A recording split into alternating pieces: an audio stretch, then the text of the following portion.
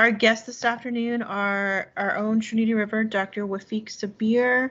We've got Dr. Kenton Ramsey, and I think Sophia Fantas. Dr. Sophia Fantas, I think you're here. I thought I saw your name. If she's not here, she's going to be joining us just a little bit late. And so I thought that I would just have the guests just introduce themselves, maybe tell us your definition of social justice and what social justice means to you, like why you're passionate about it. Dr. Ramsey, do you want to go ahead? Hi, what's up? Thanks for offering me the invitation to be here. That's pretty cool, to talk about social justice, especially in a time like this. My name is Dr. Kenton Ramsey. I'm an assistant professor of English and history at the University of Texas at I am a native of Tennessee, Jackson, Tennessee, actually. And my definition of social justice, interesting. Well, I would say people have a variety of definitions for social justice, but often they define it in formal ways relating to equal rights, equal opportunity, and equal treatment. As someone who studies African-American history, it often connects to how Black people or Black Americans are treated in many different facets of American society. So people who push for social justice and equal opportunities and treatment in housing, the judicial system, and so forth. So in my classes on African American literature, we end up talking about terms and their inverses. We discuss slavery, we discuss freedom, we talk about troubles caused by racism, and then the benefits of cultural affirmation, and so on and so forth. So to really understand social justice, it's sometimes best, for me at least when I consider it, to think about what injustice looks like. Otherwise, social justice seems kind of odd and empty. So it's useful to consider unequal education. What does the absence of respect to justice mean? What does the absence of rights in respect to justice mean? So again, a short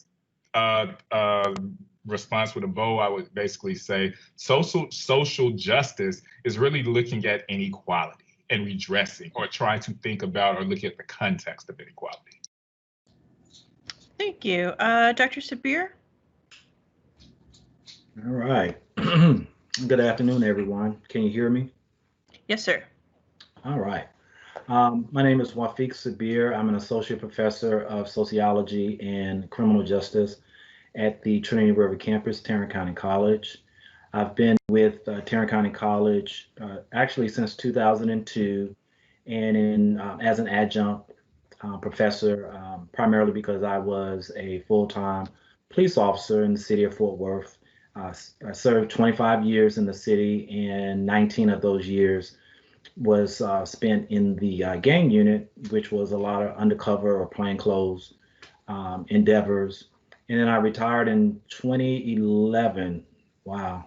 Okay, so I retired in 2011 and continued to teach for Tarrant County College and University of Phoenix, and moved into an administrative role in 2016. I held that position for 3 years, and then I moved into a full-time faculty position. So I've been in this position for a little over a year now, and I'm having a great time with students, teaching in roughly about 4 criminal justice courses and 2 social or sociology courses. I would say probably my beginnings with social justice, or the whole topic, I would say I was kind of born into this.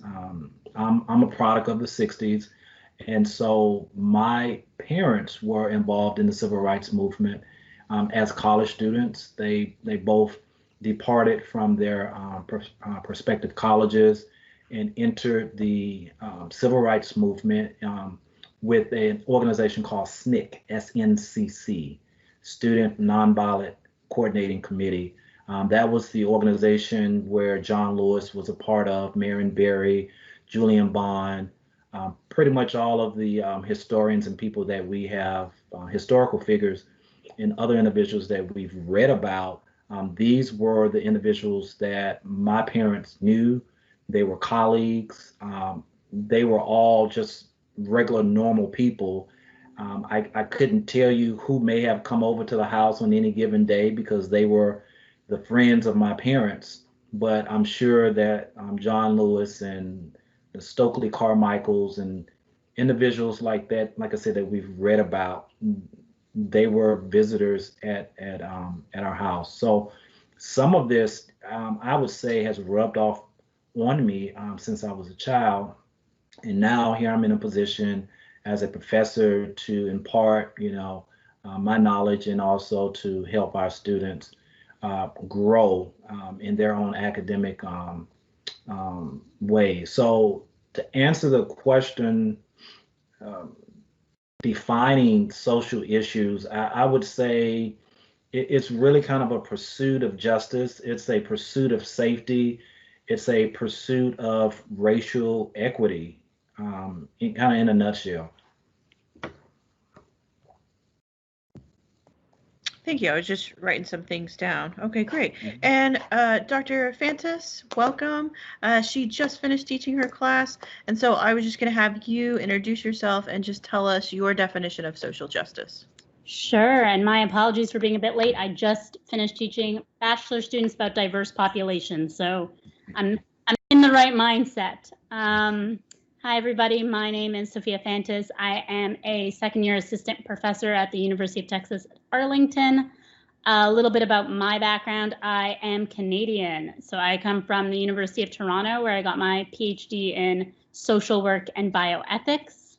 From there, I made the wise decision to move down to Texas, and I completed a postdoc in clinical ethics at Houston Methodist Hospital and Baylor College of Medicine, where I worked as a clinical ethicist for 2 years at the hospital system there, and then decided to come back into academia. And I'm here in the School of Social Work at the University of Texas at Arlington, as I said, and I teach diverse populations. I've taught death and dying. My research is primarily focused on the LGBTQ plus community. So my PhD dissertation was looking at gestational surrogacy for gay men in Canada.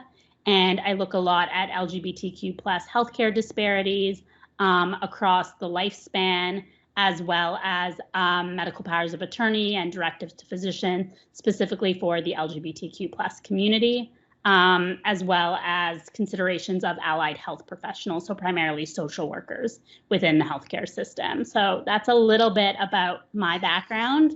Obviously, the integration of bioethics and social work is really inherent for me. And what I see as social justice, I think that's a really, really big question. And I think, for me, coming from social work, coming from bioethics, it primarily has to start with self-reflexivity. And so for me, teaching diverse populations as a white woman, as a faculty member, at a Hispanic serving institution is obviously something that I must consider sort of at the forefront of my conversations regarding social justice, social inequalities, diverse populations. And that has been, I listened to both our speakers and for me as well, it's been a lifelong learning process, right, of what self-reflexivity looks like, what it means to look into yourself. I've had great moments. I have made mistakes. I have gone through a long, long learning process that is still happening to this day of what I think of social justice and systems of oppression, especially as a white woman living in the United States now. And so with that, I think comes a whole host of understanding the concept of intersectionality, right? And for me, that means these overlapping, intersecting identities that we hold. We are not just one identity, we are multiple identities, and how that can conflict into having experiences of oppression and marginalization, but also experiences of privilege and power. And so I think that that's a really important aspect that I try and teach my students about in terms of what it means to have intersecting identities, what it means to sit with your privilege and understand what it means to have privilege, as well as what it means to, be a marginalized, and I use that in quotation marks, population within the United States. And with my students, I always try and bring as well a international focus and a Canadian focus, because I think for a lot of folks here, there's this idealized version of what Canada is versus the reality of what it actually is, and our own problems with racism, and our own problems with how we've treated the indigenous peoples, and our own problems with stolen land. And so recognizing that within our conversations, I think, is a large part of my ability to process my own self-reflexivity, my own social location, as well as trying to teach and educate my students. That sounds great. Thank you so much for introducing yourself. And let me just say to our audience, if you want to drop in a question in the chat, please do so as we go along. I'm looking at the chats. Dr. Ramsey, this question is for you, but just broadly for everybody, really. I start with you, Dr. Ramsey, just because you mentioned it. You said before we can define social justice, we should look at and see what unequal justice is. Do you have an example or two about unequal justice? An example or two about unequal justice. Well, it's funny because I'm actually coming from class as well. So I'm going to kind of use what we talked about today in class. And I teach, again, in the English department. And this semester, I'm teaching a senior seminar on Black feminist thought, using it to kind of center on Beyonce. So how we can use her to have conversations about phenomena going on. So when we think about this idea, and I go back to the classic great American hero, Frederick Douglass, and we use his narrative to kind of see how he talks and advocates for this idea of freedom. But the biggest thing that we do, also, I should probably mention, I'm a digital humanities professor as well. So we use technology in our literary analysis. And what we found out was that Douglass rarely mentions women in these pursuits of equality. You know, even though he put forth some very, very, very profound ways about the way that ideas that Black people are disenfranchised, you know, economically, also with this idea of education, he rarely puts women as front and center. So oftentimes when we think about social justice, I understand this is the idea that we go automatically to race conversations, typically, you know, between Black and between white. And while that is very important to recognize race, we tend to think about what does it look like for a Black man to have justice, and what does it look like for a Black woman to have justice? What social context exists in different ways, and how does this tend to shape? How does this tend to shift depending on even where you live, what your job is, and so on and so forth? So when we're thinking about intra-racial, what does justice look like within one race of people? Then we start to, again, expand this even further, you know, using Barbara Christensen's term, the idea of Black feminism, Black feminist thought, or the goal is human liberation, not just even one gender.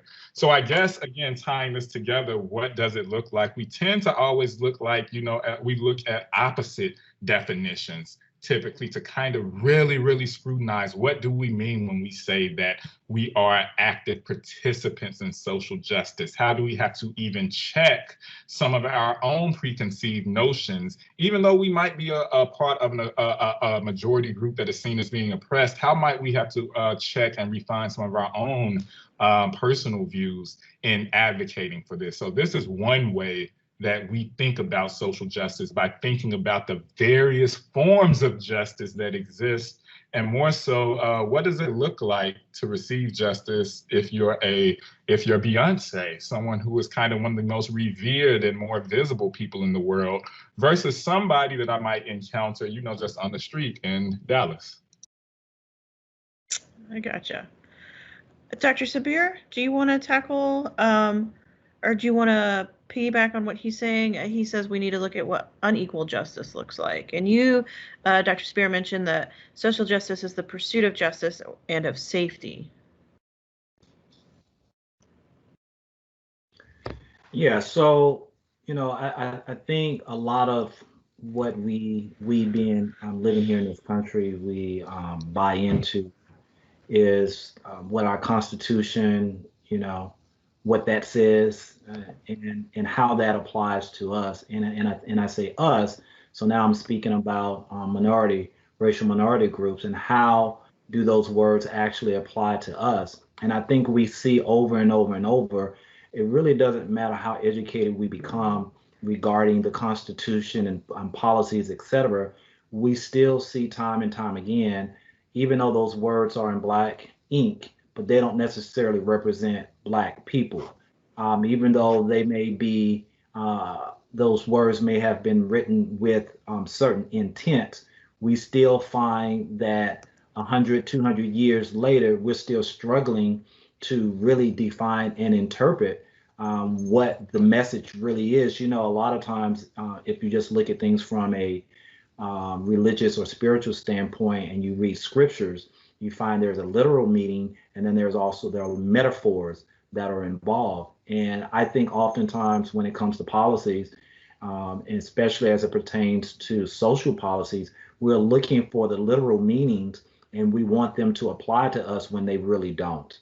It's just a message that's intended, but we really don't necessarily benefit from that. And I think that's really the struggle that a lot of minority groups and women have in general. I can speak from a perspective of having been a police officer, and I realized that the group that seemed to really struggle the most were female officers, which is why you don't see very many females within law enforcement, and you definitely don't hardly see any within fire departments. And that has a lot to do with the internal struggles of those institutions.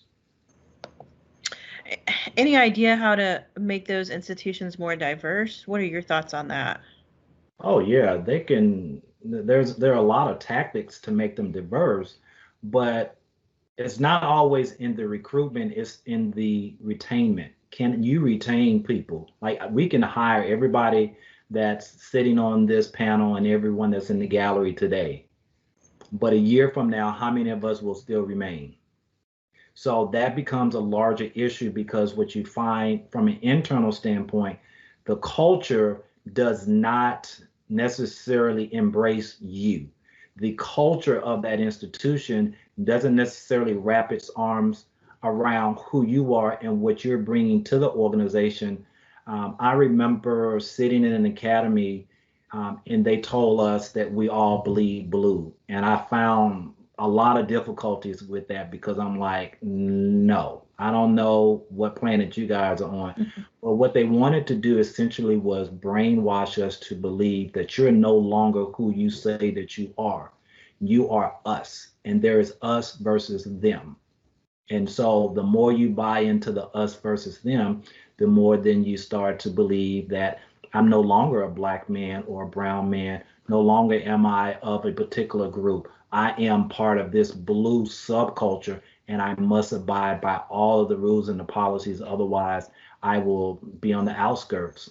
And that's unfortunate. But that was just an example, since you asked, Professor White. Yeah, thank you. And Dr. Fantas, his last point of us versus them is kind of relates to your diverse populations that you interact with and teach. And so if I'm sitting in your class, if any of us in the gallery are sitting in your class, Dr. Fantas, I'm 18, I'm brand new into college. I've been very sheltered in my community or in my church. You've asked me to do some self-reflecting. After I've done this self-reflection and I've discovered some things about myself, what's next? How do I break down those us versus thems in my head? That's a loaded question, but I think one is, so I want to pick up on two things. One is to answer your question. Two is to also pick up on these sort of implicit nature of these organizations and working within organizations that Dr. Sabir really picked up on, is that, you know, in social work, when I ask them to do self-reflections, they are bachelor's of social work students. And one of the things that we talk about is the history of social work. Social work now is known to be founded and grounded in social justice, right? We have a code of ethics that is all about social justice reform and social advocacy and social change. But the thing that we always have to be conscientious of is that's not how social work started. Social work started primarily by white women. And the settlement movements of social work, not to get into the history of social work, but the settlement movements were about white people and white women and white immigrants. And it was built on white supremacy and built on racism. And that's where we come into play. And so we look at the movement of social work, we look at how far we've come, but we really do have to understand the history of social work and our complicitness in racist structures. A lot of social workers work within child welfare. A lot of social workers work within the prison system.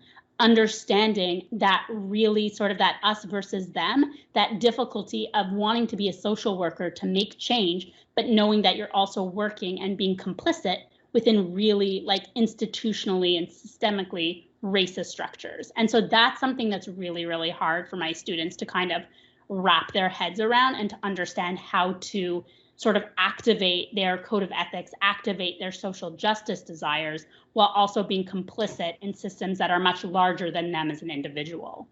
And then the second part of like what's now and what's then is one, to process.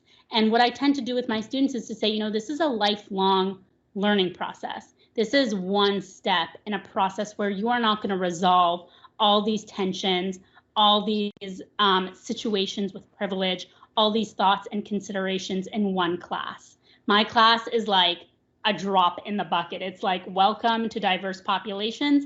Every week is a different ism. And I have like an hour to teach you about the systems of oppression, right, per week for one semester. It's not a lot. And so I think it's that one, that slowness, that idea of you are going to wrestle with these things, it's going to be uncomfortable. And then that idea of sitting with that discomfort, which is really, really hard for folks. And I know a lot of you have heard like that buzzword of like white fragility, right? And white guilt that comes across, right? So some of my students do get very defensive, right? They do get really angry. They don't want to sit with that idea of what privilege looks like. And it's allowing them to sit with that discomfort and acknowledging that and just getting kind of through it. And the second is that idea of privilege can look really different, right? It's not just white privilege. It's where all these different ideas of privilege coming from. Is it socioeconomic status? Is it gender? Is it sexuality? Is it gender identity? Understanding that they're intersecting privileges and that it's not just kind of exactly what my fellow panelists were saying of this us versus them as Black versus white. And I think a lot of my students tend to say, well, as a white person or as a person of color, and you're saying it's more than that. There are other isms at play. There are other systems of oppression. And it's important to sit with all these different social identities that you have in social categories. But it's a slow process, and to remind them that this is, not going to be resolved within a semester, that this is going to be a lifelong journey, especially if they want to go into social work. And for some of my students, they are in it to win it. And some of my other students are saying, maybe social work is not for me. Maybe this path is not for me. Okay, thank you. Anything else that y'all would like to add to that? Okay. So for those of you who don't know, I teach federal government and state government, and at the federal government level, there's a lot of rhetoric, political rhetoric right now around law and order. How does law and order and social justice fit together, or does it at all, or is law and order just rhetoric, just meant to stoke those who believe in law and order?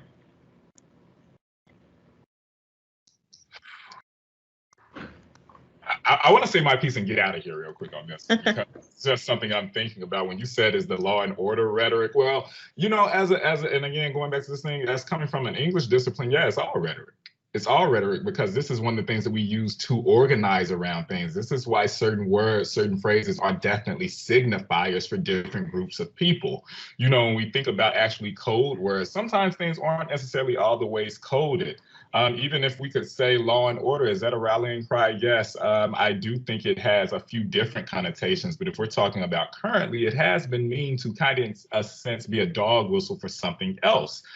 So I would like to say that yes, we do tend to draw on so many metaphors, but I guess my thinking is, particularly in dealing with the metaphors, maybe we should bring a little bit more scrutiny to the metaphors that we're using, as I talked about thinking about dichotomies of what does freedom look like and what does bondage look like. Because I do think then if we start thinking about how the phrases are used in a sentence, how they're used in memes, how they're used in articles online, I think then we can take a little bit more of a we can make more precise critiques of a system. But yeah, is it a metaphor? Oh, I'm sorry, I absolutely agree. That's the beauty of language.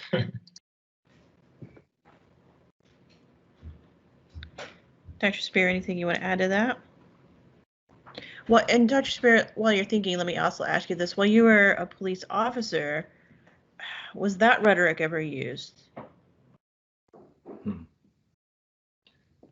So, yes. I think one of the things, and I was listening to a gentleman who is the chaplain for the Washington Hill, and he's a professional speechwriter, and he was talking about responsible rhetoric and how a lot of the rhetoric that we hear either from our politicians or from people that are in positions of power isn't always responsible.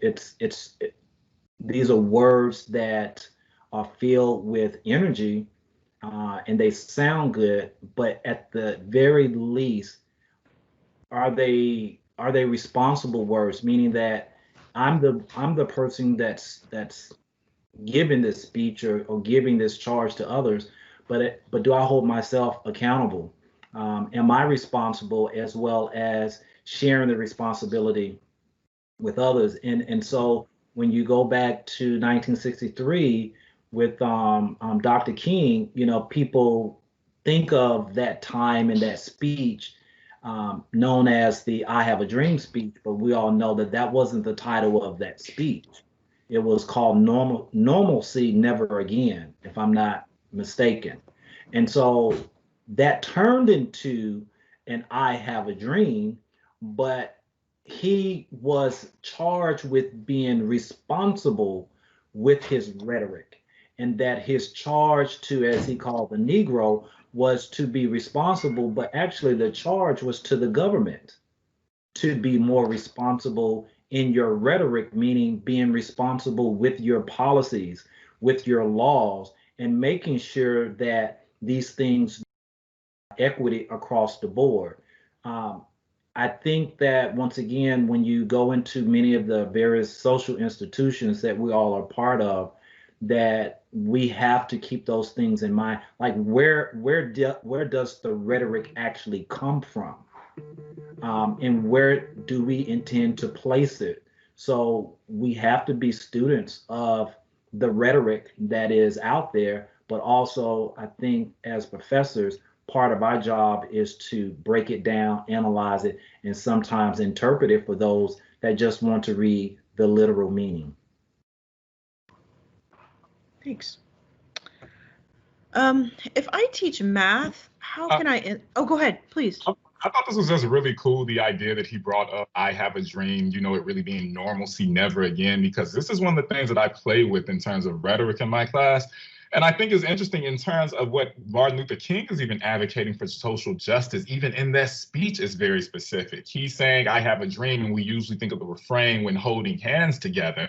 But at the very beginning and middle of that speech, he's very clear on an economic indictment, economic inequality as a way of receiving or achieving social justice. So even in terms of the context of the word social justice there, which I'm happy Dr. Sabir brought that up because it's such a cool point to see how even that phrase has even transformed. But even in that speech, he was very clear that America, as I think he uses the metaphor, has wrote a bad check, which has bounced in terms of this idea of economic equality, the March on Washington for jobs and freedom. So yeah, thanks for bringing that up. That was cool. Yeah. If I teach math, if I teach a subject that I don't think social justice belongs, how can I change that? What would you recommend as an instructor? I think for me, go for it. No. I think for me, social justice belongs in everything. I was on a conversation, I think it was yesterday, about, race in higher education. And they were talking about how a lot of STEM fields don't feel like they can contribute or engage in conversations regarding social justice. But what we know about STEM fields is that they've primarily been taught and led by white men, right? That's who we learn from. That's the theories that are driven. Those people are the ones who win Nobel Prizes, et cetera, et cetera. And so engaging in that conversation and bringing in diverse populations who have contributed to, let's say, math, science, medicine is really, really integral, as well as bringing in that history of oppression and silencing, and not only why that's happened, but how it continues to happen. I don't want to bring this into the current state of our pandemic right now, but there is clear proof that women academics are publishing less and conducting less research and applying for less grants because of the disparity in household responsibilities and childcare and everything that's going on. That is essential. It's obviously across the board and not just in STEM, but it is happening within academia that women academics are the ones who are suffering the most in terms of getting tenure, and I'm a tenure track earning professor right now, and in terms of moving forward within their careers. This is not just an issue that's happening, outside, and we have to talk about, law and order, or we have to talk about social work, or we have to talk about social justice. Social justice is apparent in everything that we've learned and everything that we've taught. We have ideas about math and we are taught certain theories. Those theories were probably established and developed by white men. Where are those diverse voices and why are they being silenced and overlooked and disregarded? And how do we bring those into our conversations? The same happens with theories within any subject. I know within social work, most of the theories that we perpetuate or talk about are theories based and developed by white men. But there have been many theorists in social work who are Black women, who are LGBTQ members, who are across diverse populations, and yet we silence those theories. And so by intentionally and meaningfully bringing those into the classroom and demonstrating to our students why they are important, but why history has often disregarded them, is a part and parcel of social justice and changing our conversation. Is it the institutions that silence those leaders? Is it culture? That's a really great question. I think I hate to say it's everything, but I do think it is everything. I think it is the way in which our culture talks about and represents theory, and the way in which it talks about and represents math, the way in which who is in our movies, who are in our television shows, who do we wind up talking about or making movies about, right? And even movies about, let's say, women academics are often centered on like a man saving the woman and like putting her name out there and, oh, thank goodness for that white man who has saved academia. And I say that facetiously, but I think that that is true. I also think it's the institution who are, mandating and creating classes. So, within UTA, within the School of Social Work, there's no LGBTQ class. Why? Why has that happened? It is administration, it is the department, it is not necessarily individual instructors, but then as well, it's individuals who can, not all instructors can have the power to change syllabi, but many do. And so it is intentionally and purposefully putting in diverse textbooks and assignments and reading materials and multimedia materials to really include those conversations. So I think, I hate to say that it's multi-level and multifactorial, but I think it is. I think it has to do at every stage of the process. And sometimes the easiest thing is that individual instructor deciding and selecting and choosing materials that have diverse representation and have diverse lived experiences from the voices of those people, whether it's bringing in guest lectures or bringing in required reading materials that are not written by, white cisgender men, would be inherent. It just makes me think, I wish we all had more time in the classroom. 16 weeks just isn't enough. We do just touch the surface. Dr. Sabir, anything you wanted to add to that? Yeah, I found it interesting when I was in the department. There was an incident that occurred at one of the gay bars in Fort Worth from the South Side, where law enforcement officers had gone in to do a bar check. And I put that in air quotes because that was what you always had to put in your report whenever you went into one of those bars. And so they went into this bar to so-called check for alcohol permits, etc. And things got out of hand with one of the patrons, and they in turn they arrested him, and it became national news. when I say national news, like you had LGBTQ organizations, literally they came to Fort Worth, Texas, and they set up camp, and they were not going to leave until there was change within the department. Well, what ended up happening with the change was that the city came up with some in-service training, like cultural diversity training, and it was mandated that every employee in the city attend this training.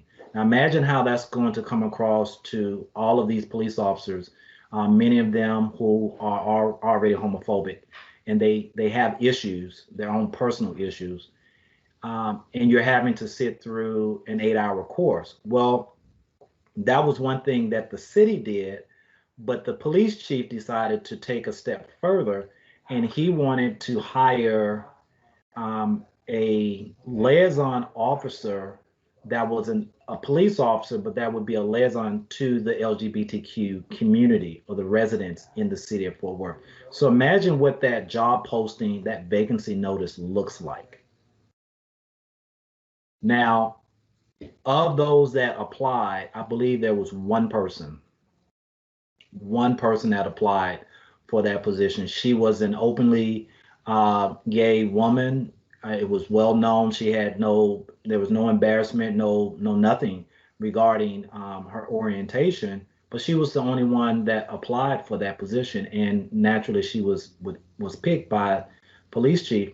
The hypocrisy in that is that the individuals that came into that bar weren't lesbians. They were men, and therefore the men really weren't held accountable.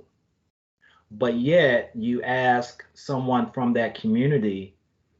In other words, what he did was he outed certain individuals, and other ones just went deeper into their identity. I found that to be, I say, somewhat of an embarrassment, because the officers should have gone in there and treated everybody equal, in an equal manner, and they didn't. And so we ended up in the unit, receiving the sergeant that was responsible for that situation. He was transferred to our unit. Imagine that. So you saw a lot of his biases, just, oh my goodness. So in other words, where I'm going with this is that you put people in these positions and then you just transfer them, but they continue to behave in a similar fashion, just in another section of the police department. And therefore, their biases and their behaviors tend to rub off, and it just continues from one officer to the next, from one generation to the next. And you wonder why we still have these issues 150 years later. It just grows like a weed within a lot of these agencies, because you don't get rid of the behaviors, you just tend to pacify it. Can I just quickly jump in? Because this is I'm really glad that you mentioned this. And I think one thing that I really want to tease apart and pick up on of what you're saying is sort of this idea of generations, right?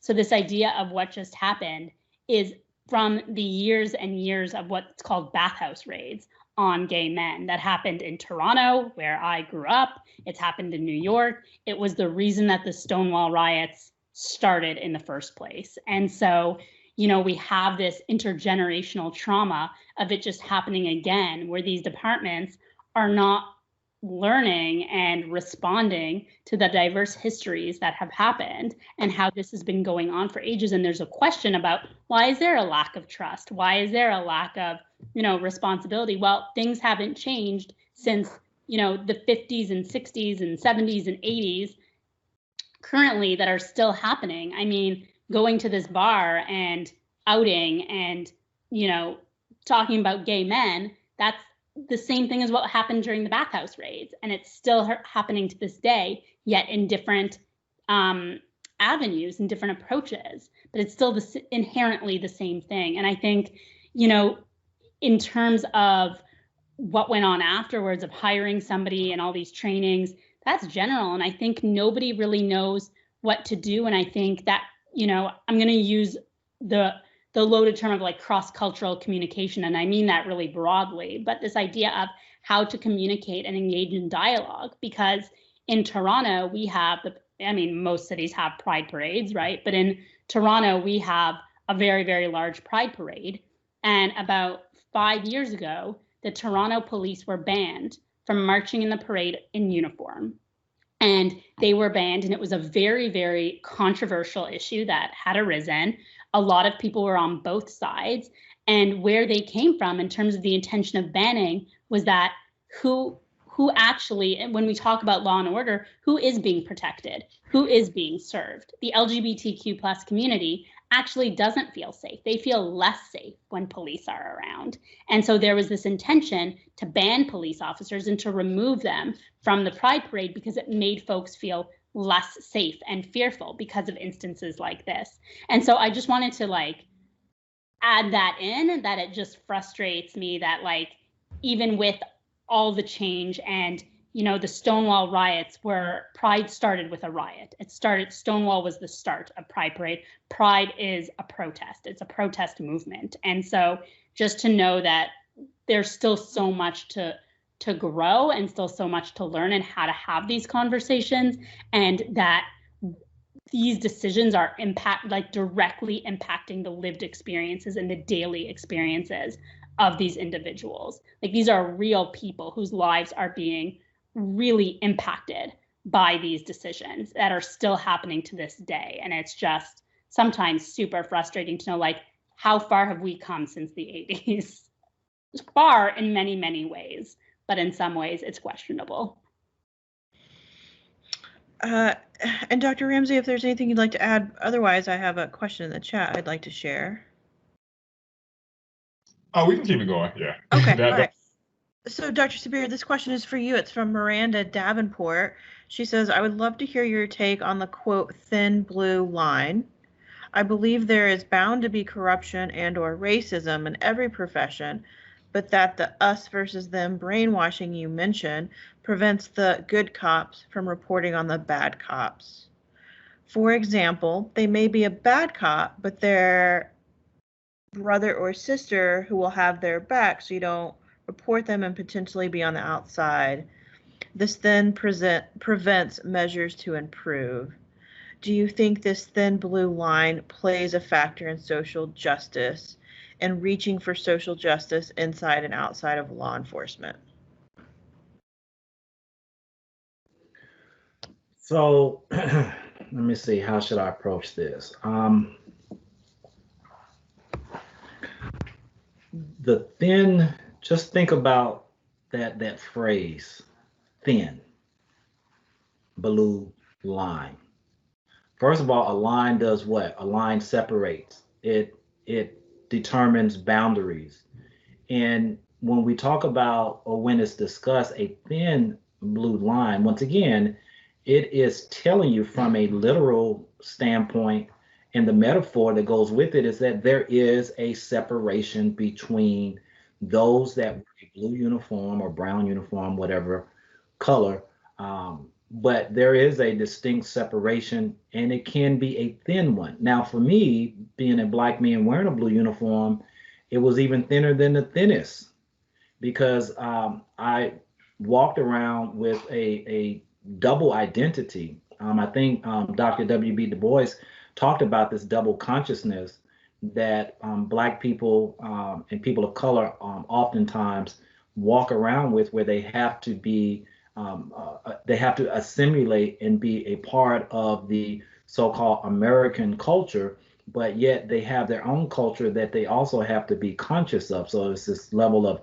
of double consciousness. Well, I would say working in an institution such as policing, you carry sometimes triple consciousness, because not only are you a police officer and a citizen, but you are a person of color that is also bringing in their own culture that you can't forget. I can't tell you how often, and it didn't happen a lot of times, but I was stopped more as a police officer in regular clothes than before I was a police officer. How crazy is that?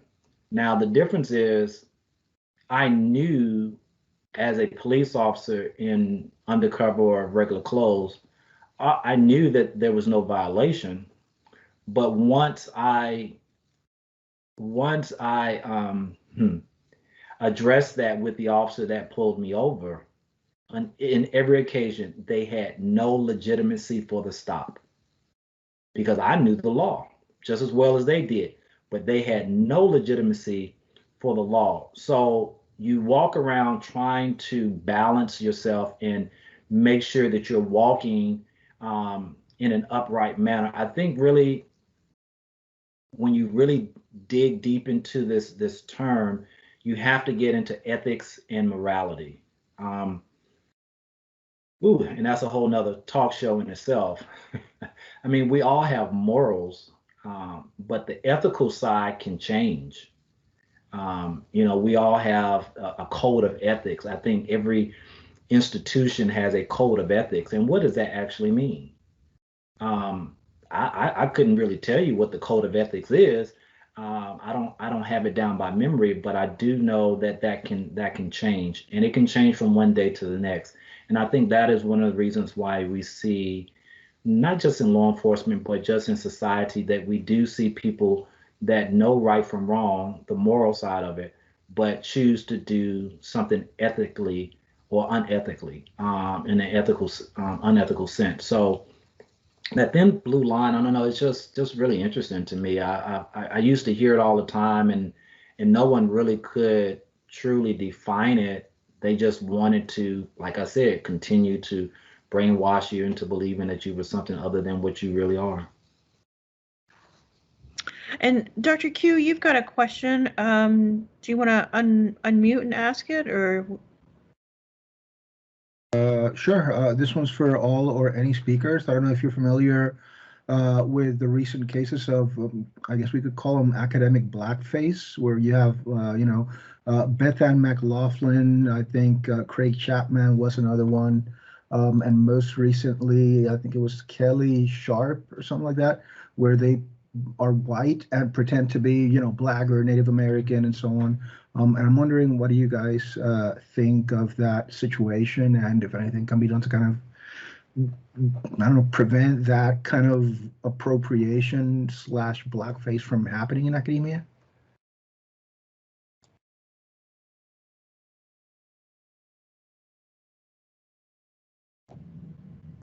You stumped everybody. Yeah, Dr. Ramsey? If you're not familiar with those cases, I understand it. It's something that's kind of like big in social media, like Twitter and all that kind of stuff. So if you're not big on Twitter, you probably haven't read about that. I believe one of the names you may have mentioned was the professor in New York. Yes. Yeah. He went on social media pretending to be a Black female academic and, basically saying like super racist stuff as a quote unquote Black woman. Well, she also wanted to identify as being Latina, and she was a white woman. So what's interesting about that is my youngest brother is a school teacher in New York, and he does a lot of salsa dancing. And he brought to my attention shortly after that story came out that the salsa studio that he goes to, the dance studio, that she was actually his dance partner. And he said he had no idea. She just always, she spoke Spanish, and I guess she was fluent in that. So she was able to really come across as being something other than what she really was. But he said the thing that brought to his attention about her, what was brought to his attention was, like he said, he used the word extra for those that understand that term. He said she was always really extra. Like she had to always prove that she was a person of color, and she went above and beyond, which should have been a red flag for a lot of people when you're going above and beyond. I don't have to go above and beyond to say that I'm a proud Black man, but she went above and beyond and wanted to always speak Spanish and say a lot of things that were just unnecessary because she was pretending, and most certainly she was appropriating the the culture that, ultimately they found out who she really is. He's still taking salsa, but she's no longer taking classes there. All right. Thanks for the story. This is an interesting thing to me because I just see so many stories at this point that it's keeping even hard to kind of keep track, because I just saw just like literally a few like 2 days ago even, or a day before that, and compiling that with just what's been going on in the past 2 years. But again, I got to take it back to it being connected to this idea of systemic racism, and particularly the idea of profits too. Like, yes, there is a financial benefit to gain from, perpetrating in a sense and, taking on another identity. I always go back to this idea of slave narratives. There were over 500, 400, something like that. But then in the mid 90s, particularly with the website Doc South, they went through and started authenticating a lot of those to realize that even some, people who were down on their luck after slavery was dissolved, started writing narratives, to pretend to be Black formerly enslaved people to profit off of it because it was very profitable. I think we see the same thing happening, but even with people who are not hiding their identity, I sometimes wonder, okay, some people intentionally hide their identity, but what about other scholarship programs or fellowship programs or other things that are available to people across the academy that are meant to serve people from underrepresented backgrounds, but then somehow, this idea of minority kind of shifts in some types of ways. So I see it as a phenomenon that is kind of, again, something a part of a systemic thing, because we see so many people sometimes, I'm this.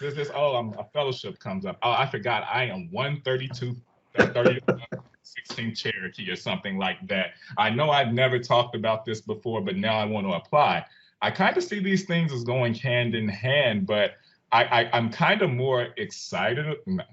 Wrong word. I'm kind of happy that these conversations are coming to the public, because I think some of the issues that we struggle with in the academy, particularly with how you benefit off race, is becoming more widespread now, where we're starting to ask, well, why are people even doing this in the first place? All right, thanks. Dr. Ramsey, I'm so happy you brought up profit, because when we talked about this, I've heard of these cases and I wasn't sure I didn't really have an answer. I didn't really have like a perspective, but then you started bringing up profit, and something that has captured my attention is a lot of the controversy surrounding the author who wrote White Fragility. So I think her last name is D'Angelo. And about this idea of her talking about, she coined this term white fragility. It's been on the New York Times bestseller. If you want to learn about anti-racism, it's like the top book to read. Everybody's been reading it. She was interviewed on Jimmy Fallon. But there's a lot of folks who feel like she has been talking about things that people of color have been talking about for years and years and years. And she kind of took it, made it her own, because she's a white woman, and now has profited of it and is making, I don't know how much, probably millions of dollars right now, and maybe more, about her book about white fragility, while taking conversations and dialogues that have been going on for ages in other communities. And so there's a lot of backlash surrounding that, and similar stories that we see coming out of people who are using stories of whether it's people of color, whether it's other diverse populations, and then profiting from that. I know a lot of people who are pretty upset with The Immortal Life of Henrietta Lacks, a really, really interesting book, but it was a white journalist who kind of took on this story. Now, I know that she's given a lot of the proceeds to certain organizations and to pay the family back for the cells that were used of Henrietta Lacks without her consent, but there was a lot of backlash too, that she's received a lot of profits for this story that she kind of took from other folks. And there was a very famous individual in Canada, Joseph Boyden, who wrote fiction books about Indigenous communities within Canada and Canadian historical fiction, and always had said that he was part of an Indigenous tribe and affiliated with that. And it came out, a lot of researchers started to do research because his stories weren't adding up. They weren't making sense. And just a few years ago, it came out that he's just some white guy who lied about it. And he's won all these awards. He's won all these fellowships. He's won all these things and profited from saying that he's Indigenous when he really wasn't. And so then even though it's a fiction book, it totally transforms the way in which somebody reads this fiction book from somebody who is Indigenous versus some white man who's writing this book. It suddenly becomes a very different story and a very different perspective. So I don't have an answer to like how I feel about it, but I've definitely seen that happen in academia as well as within journalism, as well as in fiction. And a lot of it does center on this idea of profit and fellowships and reputation and awards and grants and all that stuff that kind of happens of a much larger conversation of ownership of stories and ownership of ideas surrounding that. And is it this systemic racism of this perpetuation of being somebody in a position of power and taking over other people's dialogues or other people's stories in order to make a profit? All right, thanks. And it looks like we've got another couple questions in the chat. One of them, going back to the us versus them indoctrination and the police force, how deep do you believe that indoctrination went? And would you say that it was focused towards one group versus others?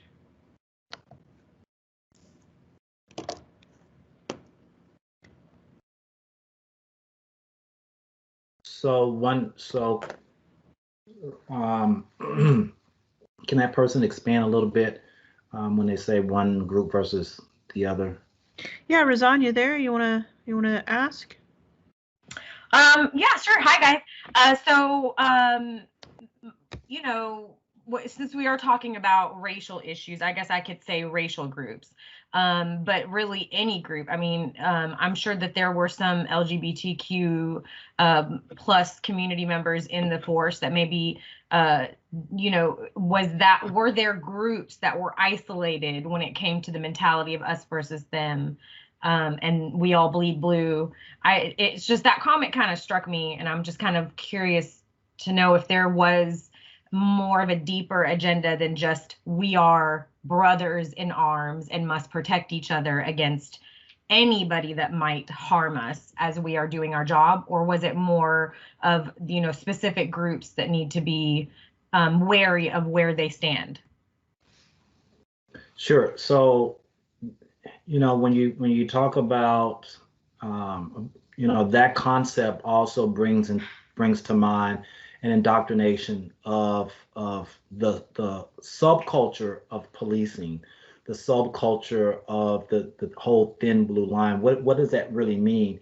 So if you're not from the military or from a paramilitary organization or ever been a part of anything like that, then this becomes something brand new. It becomes a cognitive component that is embedded or begins to become embedded within your psyche. So this whole indoctrination, you know, it takes place during the course of a 6-month police academy. And that's really all that you need, is about 6 good months to start to reverse the framing of people that are going to ultimately have the ultimate authority in any community, and that is that of a law enforcement officer. So not only is this a cognitive strategy that is used, but you also have to understand that once you become part of that, you're not to question, you're not to examine what you have been told, you're simply to follow orders. Haven't we heard that before? Just follow your orders, don't question it. And I think that often happens within our various law enforcement agencies, which is why we're starting to see many of these police chiefs stepping down, and many of them starting to regretted the decisions that they made and some of the policies perhaps that went in place that were part of that indoctrination, that part of the culture of that institution. And I say this all the time, that police chiefs in most major cities don't run a police department. It's the police union that runs that police department. And so if you don't change the culture or change the components of that union, then you just have a police chief every 4 or 5 years and nothing really changes.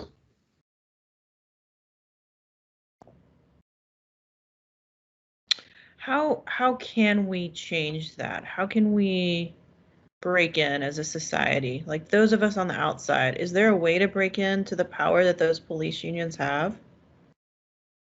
So the answer is yes. But it takes a lot of people to do it all at the same time. What I mean by that is you have approximately 800,000 police officers or law enforcement officers around the country, and I think that's about 800 plus policing agencies. And not all of them have police unions, and not all police unions are bad. So let's be clear that you have very good officers and commanders and leaders in these departments and in these unions. But one of the things that I noticed, that in order to be at the table, I needed to be part of a union or an association. So the Fort Worth Police Department created a Black Police Officers Association, and shortly following was the Latino Police Officers Association. And what that did for many of us, it gave us a seat at the table. So whereas the other association was always at the table, had always been at the table when it came to hiring decisions, when it came to salaries, when it came to benefits, when it came to pretty much everything that we all did benefit from, they were able to establish the rules. They were able to establish all of the things that they wanted. And so once you became a part of or established one of your own organizations, you realize that, wow, this thing is much bigger than I imagined. The problem with that is that even though you may have become a member of the Black Officers or the Latino Officers Association and you were at the table, but guess what? You were outnumbered. And so even though you were one voice, you were one silent voice, because they would say, okay, well, who's in favor and who's, not in favor, but you were always outnumbered. But what it did was it gave insight to behind the scenes, how things operate. And ultimately, you try to do your best, but at the end of the day, you realize that you're just up a really, really big bureaucracy that is very difficult to penetrate and to change.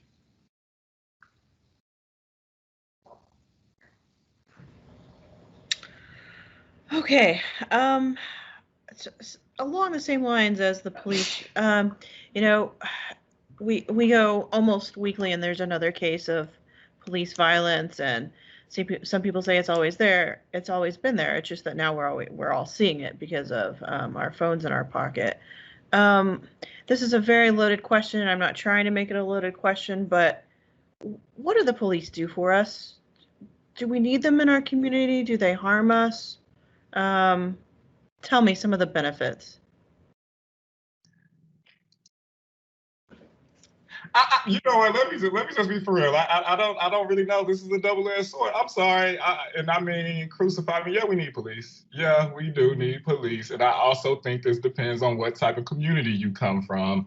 I will be for real with you, because one of the things, Dr. Sabir, that you brought up about police unions running something has been very interesting to me. A note to know.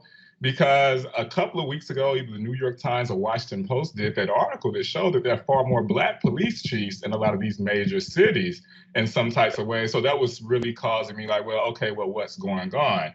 But when I think about them, and I want to reflect on my childhood before, because I did grow up in a smaller town in Jackson, Tennessee, Black sheriff, who knew everybody's parents, who was supportive of people, who came to people. So no, I've seen it in instances work really well. A couple of weeks ago, I was in DC, and I was really getting nervous because I was outside, and this person who I'm assuming she was homeless was really, seemed like she was about to turn up. And I saw a policeman pull up, and I got scared. I was like, oh God, I don't want to witness what's about to happen. The police officer, she gave the lady food. The lady chilled. And it's so much more. What was comical to me is because then the police officer couldn't get rid of the lady trying to talk to her then. So no, I don't want to let some of these things drown out the actual utility beyond just even protecting people. Because I always think about how particularly, and again, I guess this is the big theme that causes the most tension sometimes. My brother stays in St. Louis, Missouri, and he was saying something about how even after the big uprising with Ferguson, more Black people, it's seen by stats, still do call the police in St. Louis. I think a better thing would be is not what the police are helpful for, or who are they helping most often. I think maybe that would be a better way for me to frame the question. Because I think no matter where you live, public safety of some sorts, like I'm a professor. I don't want to respond to certain things, you know, I'm not trained for it. So I'm sorry. So yes, I do think police are needed, but after that question, I do think we can look and see what certain police are doing. And again, who are they helping might be a better question than if they are needed. I want to pick up on that because I think it is really a good question of who they're helping. And also my question that keeps popping up in my head is like, what aspects do we need the police for? Because I'd agree that we need the police for. I mean, as a social worker, I'm Canadian. I have never held a gun before. Like coming to Texas, I'm like, what? Guns? What's happening? Like you put a gun in my hand, I'd be like, I don't know what to do with this. So definitely I understand that type of training.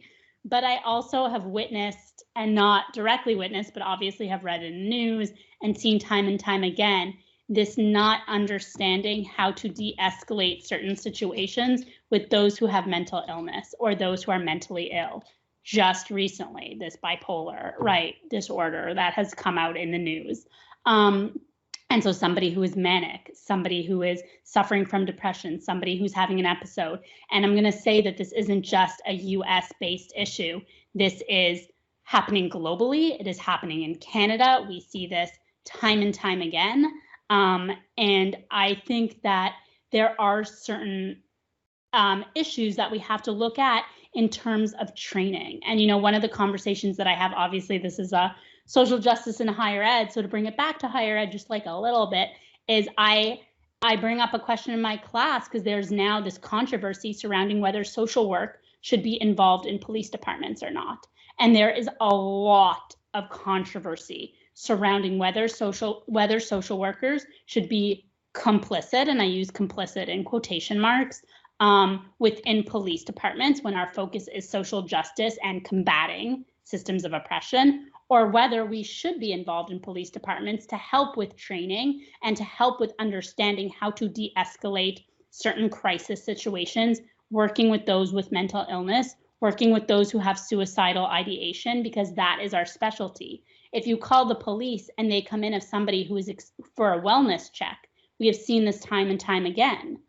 Are police with weapons necessarily needed for wellness checks?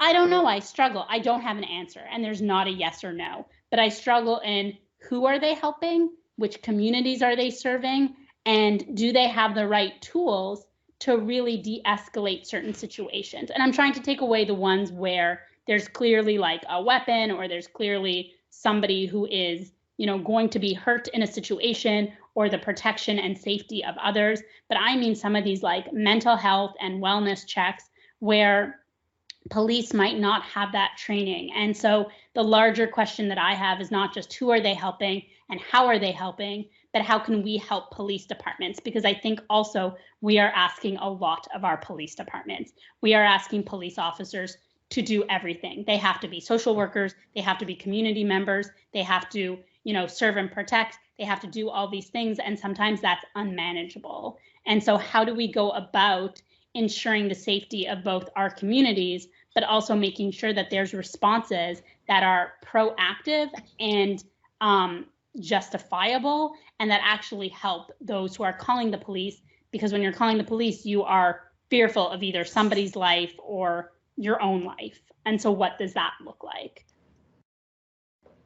Thank you. And Dr. Sabir, I want to get your take. I've got 2 questions in the chat though as well. Maybe 3 questions now. What if something happens in the midst of a wellness check that necessitates a weapon? Have there been any studies done on the value of de-escalation techniques for police? And then law enforcement was established to keep society in place and as enforcers of the rules of our founders established before us. There's a lot there. I'm not quite sure what you want to tackle. Yeah, it's a lot there. Let me address the first one. So there is a substantial amount of training that goes into dealing with those that have what's the word that I'm using? Mental health challenges. And so you do learn that in the academy, but that's all just kind of going through practical exercises. And it's really not until you get into the field that there's hands-on training. A lot of the mental health awareness training that does take place, I would say, at least my experience, it was very good training. But once again, the dynamics of a live person, not just watching something on a screen, but the dynamics of a live person going through perhaps a breakdown, and you're called there. Oftentimes those calls do come from family members and friends who they really don't want the police there. They just want the madness to stop. They want their loved one to take their medicine or to go to sleep or quit cursing or whatever. That's really what they want. And so we know that really the only group of people that can come in and help resolve that, or should be able to help resolve that, are the police. Unfortunately, every officer that shows up on the scene is going to come in with training, but they're also going to come in with certain biases. So for example, if I show up at a scene and this is a family that is always calling the police, and let's say some of the members of the family have criminal backgrounds, I'm coming into that situation with a bias that everybody is bad, that everyone in this family, they're all criminals, and they all need to go to jail anyway. So now that I'm here to address a mental health situation, now the dynamics set in, and this is something that perhaps I wasn't ready for, but now I'm on the scene and I have to address this issue. So this individual not only is going through a breakdown, but there's a lot of profanity, there's a lot of flaring of the arms, there's just a lot of things that's going on that is perceived as a threat. And unless I'm comfortable with the situation and I'm comfortable with my own training, then it can escalate instead of de-escalating. And I think that's where, even though there's a lot of training that goes into this, but I can't tell you how often that it's not until someone literally is in your face and they're calling you out your name that all of that training just kind of goes out the window. Your ability to de-escalate is a personal thing. We would like to believe that officers will respond and react in a similar fashion, but they just don't. And we see it happening over and over again. And unfortunately, we have these in custody deaths because the person was arrested, but really and truly, they just needed to go to the hospital. They really and truly just needed the proper medication. And I don't think we've come to a point where we have an answer for that. Let's throw it back to my esteemed colleague who mentions about social workers. Well, if any of us in here were social workers and I created the scene that I just created and this person is having a mental breakdown, you as a social worker, what would you do when you showed up? See, it becomes a total different conversation because some things will get physical, unfortunately. And nobody really wants to go hands-on, but there are some folks who don't mind. And unfortunately, when they do, there's this abuse of power. I remember a situation where there was a gentleman in the city, and similar situation, mental health challenge, officers showed up, and they felt the best way to handle him, because they were going to have to arrest him, but the best way to calm him down or to get him where they could actually place him into cuffs, they all jumped on top of him, and then they hog tied him. And the concept of hog tying is taking someone's wrist and tying their ankles together and then lying them on their chest. And unfortunately, when they did that, yes, it calmed him down, but they threw him in the backseat of the police car where he died. Now, there's no training book that tells you that's how you calm down a person that's going through a mental health challenge. But that's what those officers did, and that turned into another policy. And it just became unfortunate for that family because they no longer have a brother or cousin or even a father in their family. And so we continue to see these things. What is going to change it? I don't know. But I do know that de-escalation is a part of the training, and it's just one of those individual decisions that an officer will make once they arrive. Now, there was a second loaded question, so I'm not sure what that part is. I can read it back, but I did just want to thank you for helping me see that perspective. You know, if I did call 911 and a social worker showed up, but then the social worker needed help, what would he or she do? So just thank you for putting that in my brain, something to think about. Let's see. You might have addressed it, but have there been any studies done on the value of de-escalation techniques for police? I'm not quite sure if our panelists know that. I don't know of any. And then law enforcement was established to keep society in place, and as enforcers of the rules our founders established before us. Yeah. Is there something that gets into somebody's head when they become a police officer that they are the enforcer and that we're the bad folks, we're the bad guys? Does that happen? Did that happen to you? I don't know if you can answer that, but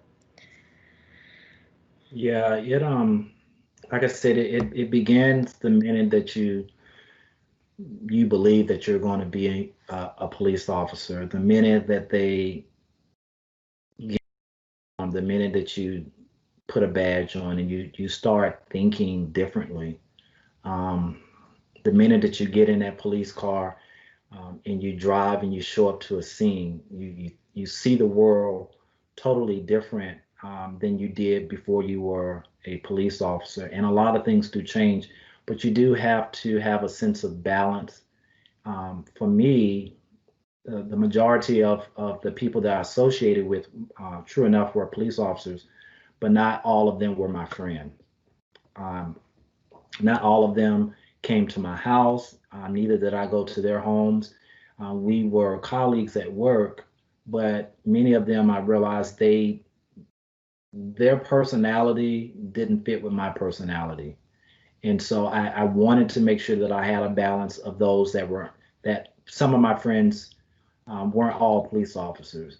Whereas I saw oftentimes that police officers only hung out with other police officers. Like, that's why their relationships sucked, because they didn't even know how to interact with non-police officers.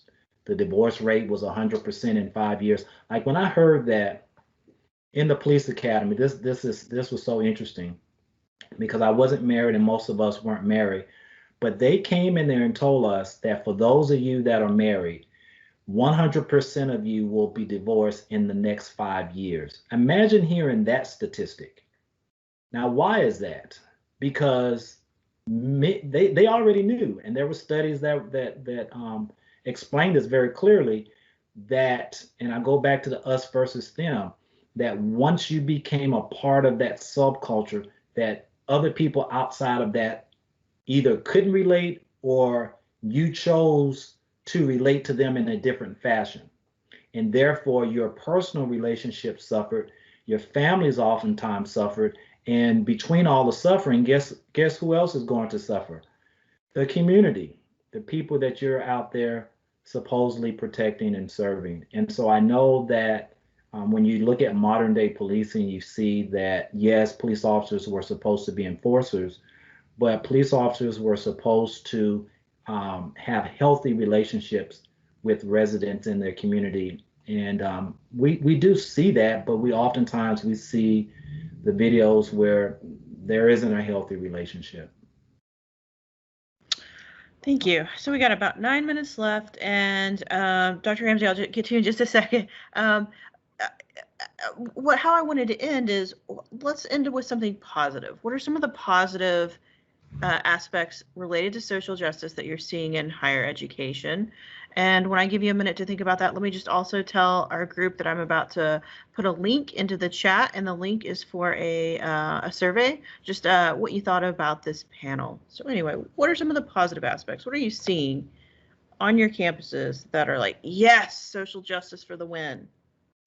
Okay, well, this is cool and interesting in a different type of way that I think is a positive differently, and of course, I'm meeting with my students virtually, but particularly when we've been talking about these police conflicts, particularly in an American context, we've been thinking about only black and white conflicts, usually along racial lines, particularly with what's been going on in Nigeria, or what's received attention, over the past 2 weeks in Nigeria. I think has broadened that conversation a lot more because of the End SARS movement, which SARS was ended, and it's now, I think, SWAT in Nigeria.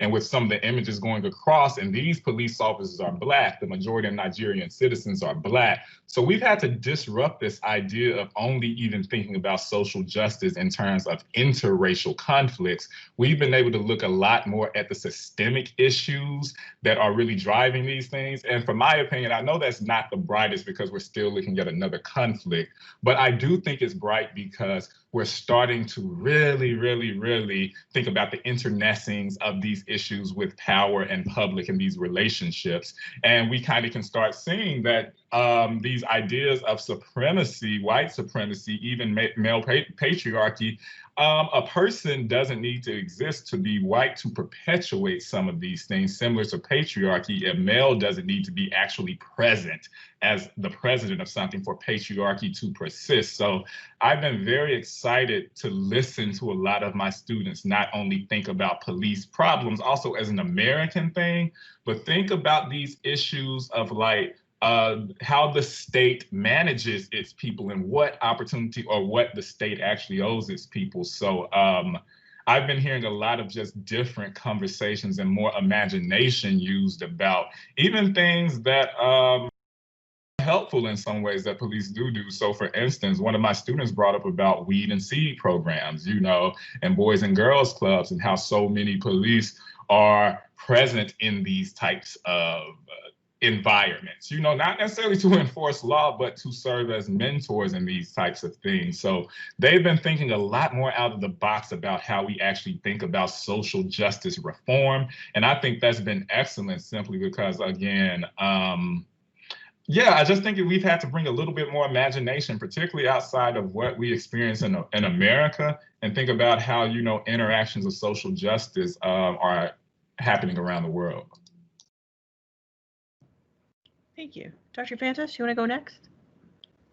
Sure. I think mine is more sort of individually based. And I'll say that I am really watching my students come from, diverse backgrounds, diverse lived experiences, and just with this willingness to learn. And what I want to say about that is that there is so much happening within our society today, within the United States, and also obviously with the pandemic, that our day-to-day, daily stressors are just completely different than they were just a semester ago or 2 semesters ago.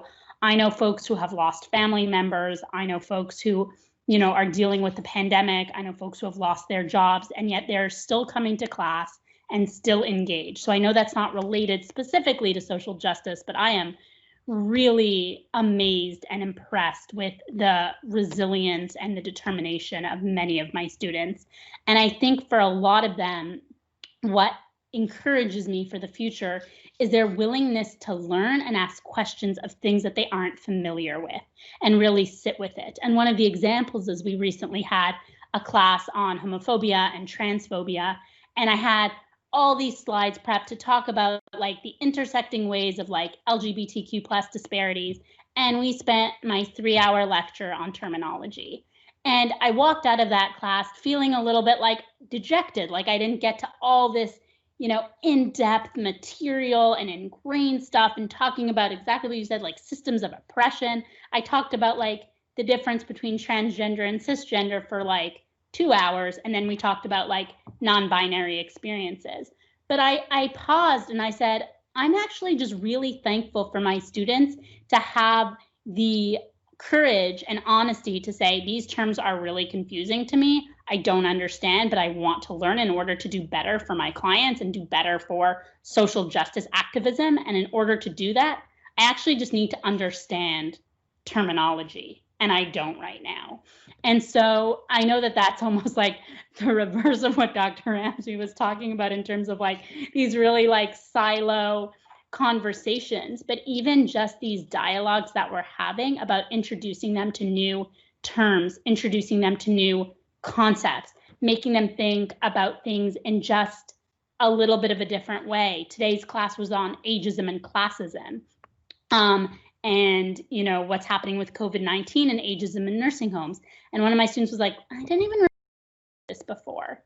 That exact reaction is what gives me so much hope in moving forward in terms of just talking about this. You know, there's so much pressure on these diverse populations classes or any of these social justice classes because you feel like you need to teach your students sort of everything and give them all this stuff, when really just doing it slowly and intentionally and, you know, even just making them think about something a little bit differently that might seem common sense to you is just a huge shift in their mindset.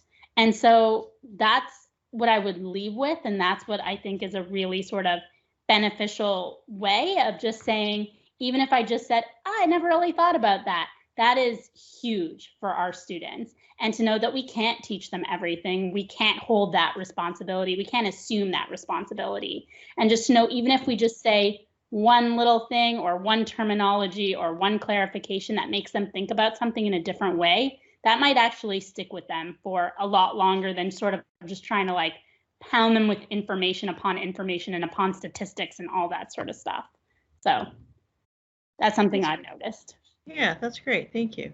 Dr. Sabir, what's going on in your classrooms that you're like, yes, this is so positive? Well, the fact that I'm in the classroom, so that's what's positive. But no, my students really do engage in a conversation and weekly conversations. I'm using a Microsoft tool known as Flipgrid.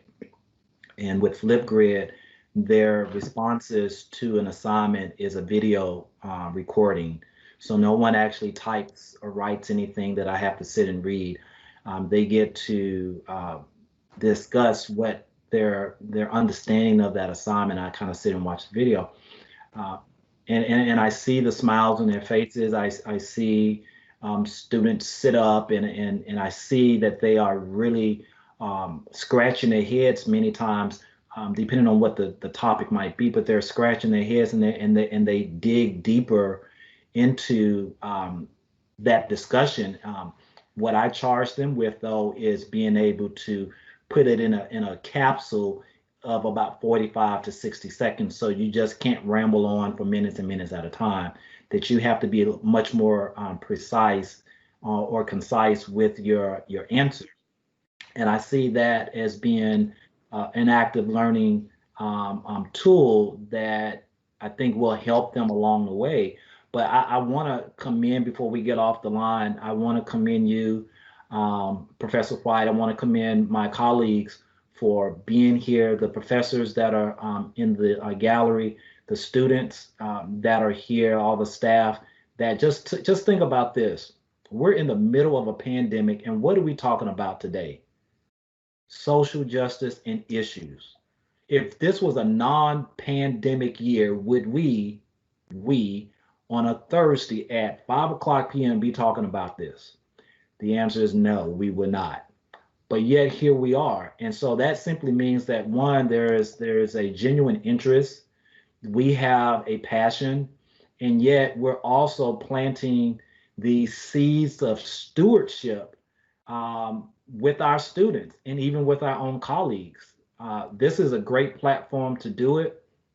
I applaud everyone for being a part of this, and I'm thankful have allowed me to sit with these esteemed professors and these individuals to just share my experiences. So thank you to everyone. Thank you. And we do have a question as we close to our speakers.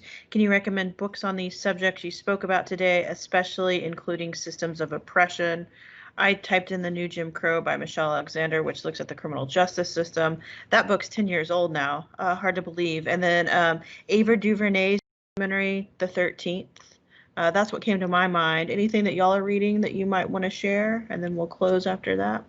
Yeah, I just got to say two things. Of course, I'm an English professor, so I still got to say fiction is still a way we look at social justice. So I recommend Toni Morrison's The Bluest Eye simply because it's 50, and I don't think we have gotten past, it's 50 this year, we hadn't gotten past a few things. And also Isabella Wilkerson's Cast. That's a little bit more of a nonfiction. She wrote The Warmth of Other Suns, but it kind of talks a little bit about this internecing of race, class, gender, and all of these things and how it relates to power structures. What was the Toni Morrison one? Oh, The Bluest Eye. The Bluest Eye. Okay. Such a good book. Yeah. Okay, great. Not a book, but the podcast Teaching While White is a great podcast. There's also a book about it, but the podcast has a lot of different topics, especially as it relates to higher education and systems of oppression. Is awesome. I really highly recommend that one as well. Okay. And I'm going to post one more time the link to the survey to find out what y'all thought about this. Hopefully it's working for you. Dr. Spear, any books, any book recommendations? Yeah, I'm not an avid book reader. I will literally sit and watch hours and hours of documentaries and movies. And I try to extract certain meanings from movies. I was up last night watching a Hulu special called Woke. WOKE. You got to, I think there's only like maybe 3 episodes or something like that, but it hits a lot of things that we discussed today. And so oftentimes I look at shows like that and I say, okay, that was really good. Obviously, 13th and everything that was previously mentioned. There was another book and I'm kind of looking for it, but I know we're running out of time because I can't think of the actual author. But I actually get a lot of my, I guess, information from just kind of, what I see on television. But I would say that Hollywood has a way of kind of implying certain things that are either going on or we are to see in the near future. Okay. Thank you. And then to Miranda Davenport, yeah, something was wrong with the link. And that's the only link that I've gotten. I asked twice for it. So I guess, it'll just have to be a really amazing session that all of you enjoyed. Okay. Thank you so much to our panelists and to our guests. Enjoy your Thursday evening. I feel like it's dinner time. All right. Thank you. Thanks for coming.